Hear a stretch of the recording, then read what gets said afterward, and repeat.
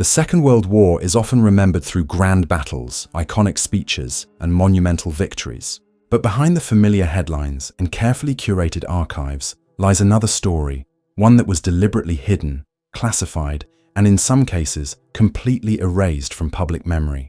What if the war we think we know was far closer to spiraling into an unthinkable abyss? What if plans existed, drawn up in the shadows of intelligence offices and war rooms, that threatened not only armies, but entire civilizations with horrors that governments dared not reveal? Declassified fragments, intercepted communiques, and testimonies suppressed for decades suggest a war that nearly unfolded in ways too disturbing to broadcast.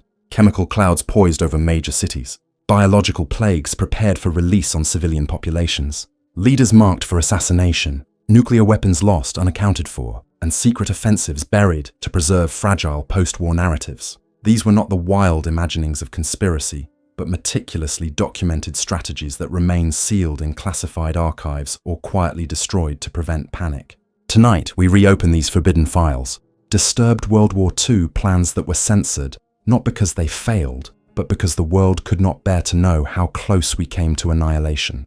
Engage with us as we unravel 5 suppressed stories and consider what else still lies locked away. Classified gas attack over London. The Blitz is etched in history as a time of terror, destruction, and resilience. From September 1940 to May 1941, London endured wave after wave of Luftwaffe bombing. Searchlights pierced the night sky, sirens wailed across the city, and families huddled in underground stations praying for survival.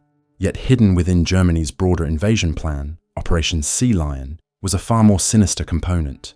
Buried in annexed documents captured after the war was a plan labelled Case Yellow Rain. It outlined the use of chemical weapons against London's civilian population, a strategy that, if executed, would have transformed the Blitz into an apocalyptic massacre. Hitler had already authorized the production and stockpiling of mustard gas, phosgene, and newly developed nerve agents. Depots in Calais, Cherbourg, and other occupied French ports contained shells and aerial bombs filled with lethal chemicals. Luftwaffe squadrons, trained in chemical dispersal techniques, were quietly assigned secondary orders in case Britain refused to surrender under conventional bombardment. According to post-war interrogations of German officers, East London, densely populated, heavily industrial, and difficult to evacuate, was the prime target. Intelligence files reveal a chilling directive. A single night of chemical strikes was expected to render entire districts uninhabitable and create hundreds of thousands of civilian casualties. The gas would not only suffocate its victims, but linger, contaminating streets, shelters, and water. Supplies. Churchill's War Cabinet received fragments of this intelligence in late 1940. A decrypted Abwehr communication hinted at chemical deployments being prepared alongside bombing raids. The information caused immediate panic within Britain's highest circles. The Ministry of Home Security issued contingency drafts for mass decontamination centres and distributed gas masks to millions. But the truth was kept from the public. To acknowledge the real possibility of chemical warfare risked collapsing civilian morale. Ordinary Londoners were told the masks were precautionary, never knowing how close the city had come to suffocation under a toxic cloud. Behind closed doors, Britain's response plans were equally grim. The Royal Air Force had prepared Operation Vegetarian, a retaliatory strategy involving the release of anthrax spores over German farmland. If Case Yellow Rain was ever activated, Britain intended to unleash a biological counterstrike so catastrophic it would have poisoned German agriculture for generations. War Cabinet minutes from early 1941 describe these measures in cold clinical terms: deterrence through mass starvation and plague. Yet this knowledge was judged too horrifying to release. Both sides held back, restrained not by humanity, but by the fear of uncontrollable escalation. The darkest twist came after the war, when Allied investigators uncovered full German stockpiles and detailed deployment orders in archives near Potsdam. Testimonies during the Nuremberg trials briefly touched on the existence of these chemical plans, but prosecutors quickly redirected questioning.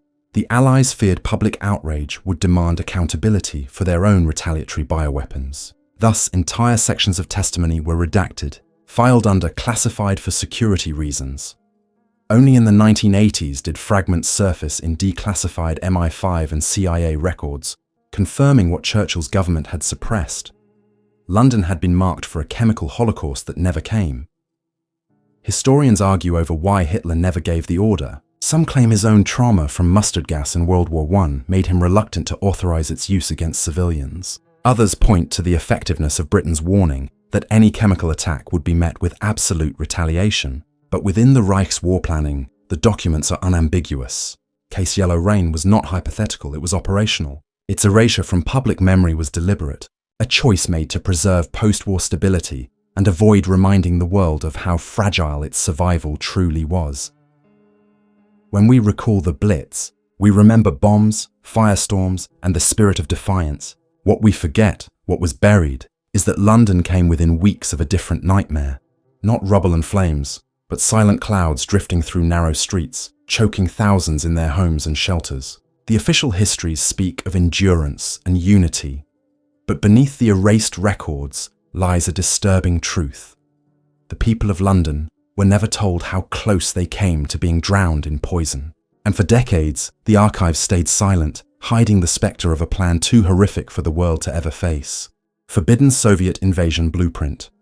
The accepted history of June 1941 tells a story of betrayal. Nazi Germany shattered the Molotov-Ribbentrop Pact and launched Operation Barbarossa, catching the Soviet Union by surprise. Stalin's forces reeled as panzer divisions tore through Belarus, Ukraine, and into the heart of Russia. Yet within Soviet archives, concealed for decades, lies a disturbing alternative narrative. Declassified fragments from the Russian General Staff hint at something far more complex. Stalin had not been preparing solely for defense. A secret plan, codenamed Operation Thunderstorm, drafted in the months before Barbarossa, envisioned a massive Soviet offensive westward into Europe.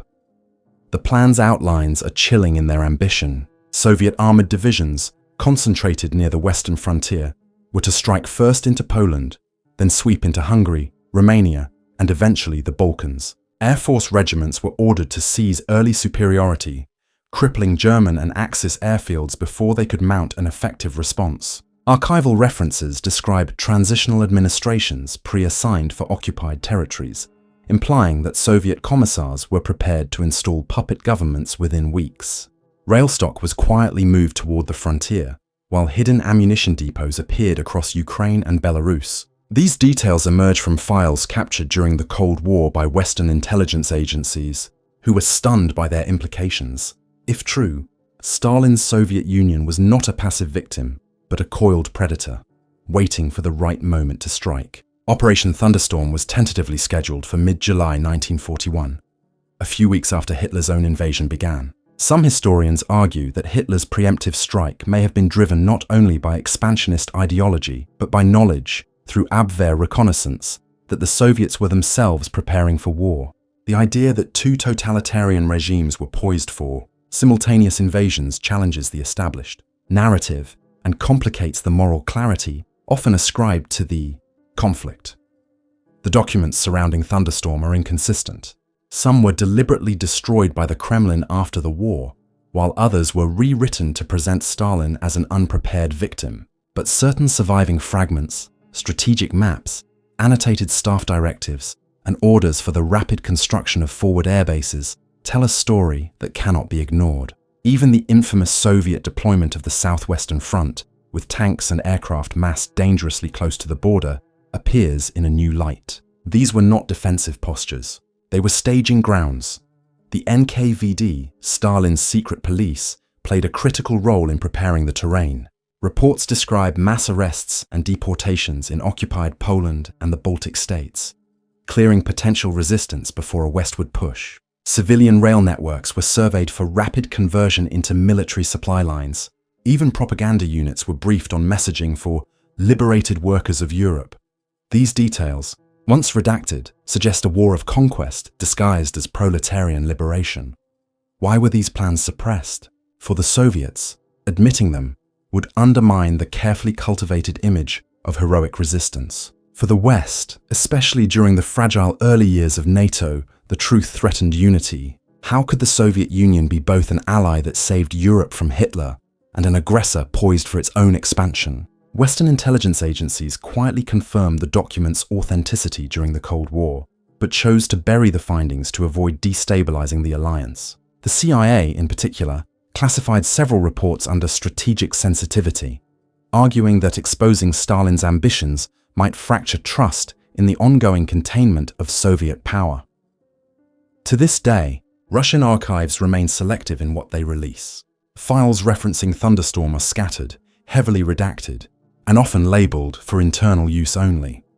Yet testimonies from defectors, such as those of former GRU officer Viktor Suvorov, lend weight to the suppressed story. He argued that Stalin's intent was always offensive, that the Red Army's deployments made sense only in the context of a planned invasion. Critics dismiss these claims as revisionism, but the fragments in declassified NATO files mirror his descriptions with unnerving accuracy. Consider the timing. If Thunderstorm had launched in July 1941, the Soviet Union might have seized a weakened Europe before the United States could intervene. Stalin's empire could have stretched not just to Berlin, but to Paris, perhaps even to the Channel. The Cold War might have begun not in 1947, but in 1941, with the Soviet Union in control of nearly all continental Europe. The implications are staggering. Instead, Hitler struck first, and the Soviet Union played the part of the betrayed ally. Millions died, and the narrative of resistance was enshrined. But behind the memorials and textbooks lies the forbidden blueprint of Thunderstorm, an invasion plan erased to protect fragile alliances and preserve a myth of victimhood. The Soviet people were never told that their sacrifices may have been the result not of unpreparedness, but of a dictator's gamble for domination that backfired catastrophically. Operation Thunderstorm remains one of the most disturbing suppressed stories of the war. Its existence forces us to confront an uncomfortable truth. The Second World War might not have been a simple tale of good versus evil, but a collision of empires, each prepared to unleash devastation across the continent. The silence surrounding these documents is not accidental. It is deliberate, ensuring that the world never fully reckons with what might have been had Stalin struck first. Erased Japanese biological warfare secrets. In the frozen fields of Manchuria during the height of World War II, a silent war unfolded that was hidden from the world for decades. While Tokyo's generals plotted conquests across the Pacific and Southeast Asia, a darker operation was underway in secret laboratories near Harbin. Known officially as the Epidemic Prevention and Water Purification Department of the Kwantung Army, it carried a far more chilling name among those who discovered its aftermath, Unit 731. Here, Japanese scientists under the command of General Shiro Ishii conducted grotesque experiments that blurred the line between military research and crimes against humanity. Prisoners of war and local civilians were used as live test subjects in the pursuit of a new class of weapons, biological agents capable of crippling entire nations. The files seized in 1945 reveal more than just experimentation. They describe operational plans for using plague-infected fleas, anthrax, and cholera in targeted strikes against Allied cities. The most infamous of these schemes was codenamed Operation Cherry Blossoms at Night. Conceived in 1945, the plan called for the Imperial Japanese Navy to deploy submarines carrying aircraft capable of launching biological attacks on the United States mainland. The target was California, specifically San Diego, where Japanese planners hoped to unleash a wave of disease that would destabilize American society and delay any invasion of Japan. Preparations were underway when the war's end intervened. Yet the documents show how close the world came to facing a catastrophe that would have made Hiroshima and Nagasaki seem almost conventional by comparison. Testimonies from captured Japanese officers paint a horrifying picture. Inside the compound at Pingfang, prisoners were deliberately infected with bubonic plague, syphilis, and typhoid, their suffering meticulously recorded to measure effectiveness. Frostbite chambers exposed subjects to extreme cold until limbs blackened and detached. Pressure chambers crushed lungs, while vivisections were conducted without anesthesia. The goal was scientific precision in mapping how diseases spread and how the human body broke down. These experiments provided the data that underpinned Japan's biological warfare program. But what makes this story even darker is what happened after the war. When American forces occupied Japan, they seized Unit 731's archives. The expectation might have been that Ishii and his men would face justice alongside Nazi doctors at Nuremberg. Instead, the opposite occurred. US intelligence officers, recognizing the potential military value of the research, offered immunity to Ishii and his staff in exchange for full disclosure of their findings. The decision, approved at the highest levels, was justified under the logic of the emerging Cold War. Washington feared the Soviet Union would exploit the research first, so the data was quietly absorbed into American biological warfare programs. The victims of Unit 731, estimated in the tens of thousands, were erased from history, their suffering buried under layers of classification. For decades, Japan itself remained silent. The existence of Unit 731 was denied by officials, erased from school textbooks, and dismissed as enemy propaganda. Survivors who attempted to speak out were ignored or silenced. It was not until the 1980s, through testimonies of former unit members and court cases filed by victims, that fragments of the truth began to surface. Even then, the Japanese government refused to acknowledge legal responsibility, while the United States maintained its silence regarding the immunity deal. Files remained locked away, stamped with classifications that justified secrecy as vital to national security. Cold War intelligence adds another chilling dimension. Soviet forces, having captured facilities in Manchuria, also recovered materials and conducted their own trials in Khabarovsk in 1949. Transcripts from those trials, long dismissed in the West as propaganda, align disturbingly well with later declassified US documents. They describe large-scale field tests in China, where plague-infested fleas were released over villages to observe the spread of disease. Casualty estimates remain speculative, but some researchers suggest tens of thousands died in outbreaks directly linked to these attacks. Yet for decades, these revelations were ignored, deemed too politically inconvenient for both East and West. The suppression of Unit 731's crimes reveals a broader truth about the war's hidden dimensions. Unlike Hiroshima or Auschwitz, which became central to collective memory, the biological horrors of Manchuria were deliberately erased. They threatened to implicate not just Japan, but also the United States, in a moral compromise that traded justice for strategic advantage. Victims were denied recognition, and perpetrators lived out their lives in quiet comfort, some even holding academic or corporate positions in post-war Japan. General Ishii himself died peacefully in 1959, never facing trial. As declassified files trickle into public view, they force us to confront disturbing questions. How many lives were sacrificed in secret for data that was never meant to be known? How many outbreaks in wartime China and the Pacific can be traced back to deliberate acts of biological sabotage? And most unsettling of all, what modern programs were quietly built upon the bones of Unit 731's victims? The erased history of Japanese biological warfare is not simply a story of wartime atrocity. It is a story of deliberate concealment, of governments choosing silence over truth, and of knowledge purchased at a human cost too vast to comprehend. It stands as one of the most haunting reminders of how the darkest chapters of war are often those that never make it into the textbooks, hidden behind the seals of classified archives and the politics of denial. Hidden assassination orders against Roosevelt.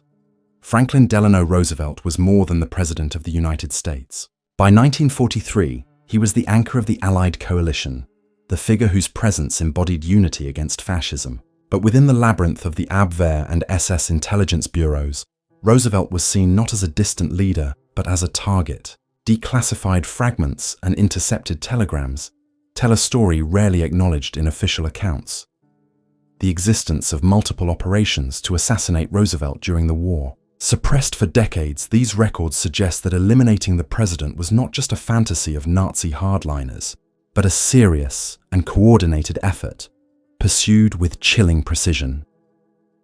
One such plan has been linked to the framework of Operation Pastorius. The public version of Pastorius is familiar. 8 German saboteurs landed on American shores in June 1942, tasked with striking industrial plants, railways, and power stations. Within weeks, they were captured by the FBI, and 6 were executed. But buried in restricted files is mention of a second phase, Pastorius II, drafted as early as 1943. This variant extended the scope beyond sabotage. It included directives to infiltrate Roosevelt's travel routes, and if possible, strike during one of his overseas conferences with Churchill and Stalin. Roosevelt's fragile health made him particularly vulnerable. Long train journeys, open-air motorcades, and exposed naval crossings provided opportunities that German planners studied with care. A chilling discovery emerged after the war in captured Abwehr files, a telegram from Berlin to agents in Vichy-controlled North Africa, dated January 1943. It referred cryptically to the arrival of the target in Casablanca. At that very moment, Roosevelt was traveling under intense secrecy to attend the Casablanca conference with Churchill. How the Germans learned of his movement remains debated, but British intelligence quickly intercepted the message. MI6 launched an urgent operation to dismantle suspected networks of Vichy sympathizers who might aid a German strike. In the end, Roosevelt arrived safely, but the records suggest how narrow the margin was between history as we know it and a history where the Allied leader never returned home. The FBI's internal memoranda reveal another layer of secrecy. J. Edgar Hoover, paranoid about leaks and desperate to project competence, ordered strict suppression of any mention of assassination plots in domestic media. He feared public knowledge of a credible threat would shatter civilian morale and expose vulnerabilities in US counterintelligence agents were instructed to classify relevant reports as no circulation, ensuring that even within Washington, awareness was restricted to a handful of trusted officials. In 1944, Roosevelt himself reportedly received a private briefing about Pastorius II, though whether he grasped its seriousness remains unclear. His outward calm belied the fact that every foreign trip carried with it the shadow of invisible threats. Assassination attempts were not confined to German agents alone. Italian and Vichy French sympathizers also appeared in intercepted communications. A French intelligence defector revealed after the war that factions within Vichy circles discussed targeting Roosevelt during his North African visits, hoping to sever Allied influence in the region and curry favor with Berlin. Whether these discussions matured into actual operations remains uncertain, but the fact that they were considered underscores the fragile security environment in which Roosevelt moved. If Roosevelt had been killed in 1943 or 1944, the consequences would have been seismic. Vice President Henry Wallace, deeply unpopular with much of the political establishment, would have been elevated. His non-interventionist tendencies might have undermined the fragile consensus holding the Allies together. Churchill, facing his own domestic pressures, might have lost the American commitment to Europe. Stalin, distrustful of Western resolve, could have reconsidered the extent of Soviet sacrifices on the Eastern Front. The entire post-war order, including the foundation of the United Nations, might have collapsed before it was ever conceived. Why then was this story hidden? Partly it was fear. Fear that Americans, already anxious after Pearl Harbor, would lose faith in their government's ability to protect even its leader.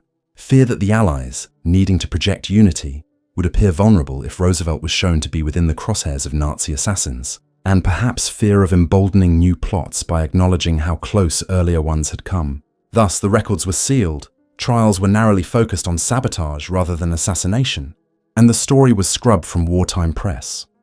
In the decades after Roosevelt's death in April 1945, the official story of his presidency hardened into legend. The New Deal reformer, the wartime statesman, the man who led America from depression to global leadership.